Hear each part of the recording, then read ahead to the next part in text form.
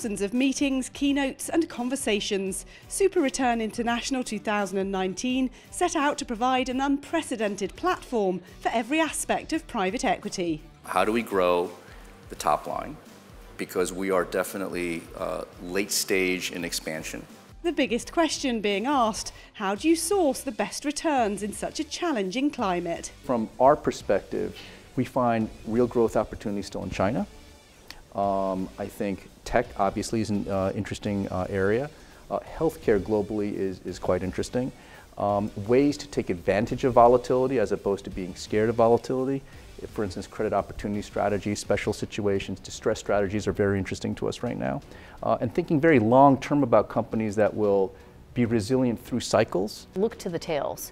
So where we're focused is below the waves of all the noise and all the capital. Let's go find a lower middle market strategy with a very specific differentiated edge over there. Okay, now let's go over here and find a distressed strategy where the team is completely aligned with our investors and we believe they also have a differentiated strategy. So unfortunately, there's no silver bullet here to find the answer.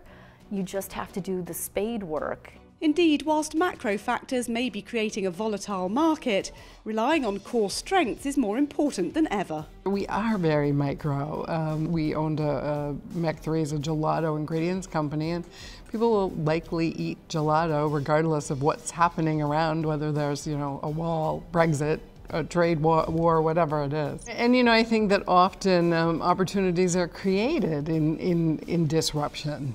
Alongside industry experts on stage, one woman with a unique story, inspiring the audience to think differently. This is not an opportunity that a 22-year-old girl from Loveland, Colorado gets.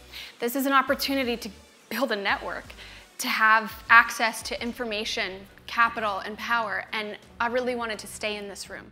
Molly Bloom, author and entrepreneur, ran one of the most famous celebrity poker games in the world, but having made millions, was eventually arrested by the FBI and in protecting the names of those who played, became a convicted felon. I went up against a lot of formidable enemies and a lot of very powerful people, and against this sort of handicap of not knowing anything about the industry, not knowing anything about running a business, and I figured it out, and that would change the trajectory of my life forever. And that's why I think it's such a great benefit to get thrown in the deep end sometimes. And I particularly think that women, if they can lean into sort of what their fresh perspective is that we bring to a male-dominated industry, not trying to emulate our male counterparts, but realizing what we bring to it. And I think bringing these attributes to these different industries is a huge asset for us.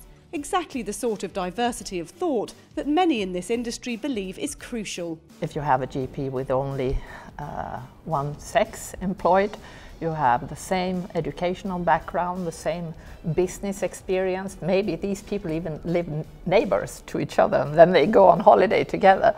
That is not what I'm looking for when I look for a diverse team, because the risk that these people are thinking the same is much higher. We see the world transforming now, especially if you're looking to the energy transition or the food industry and the way we live our lives. You need to have different perspectives on the business opportunities. You can't work as you always have done.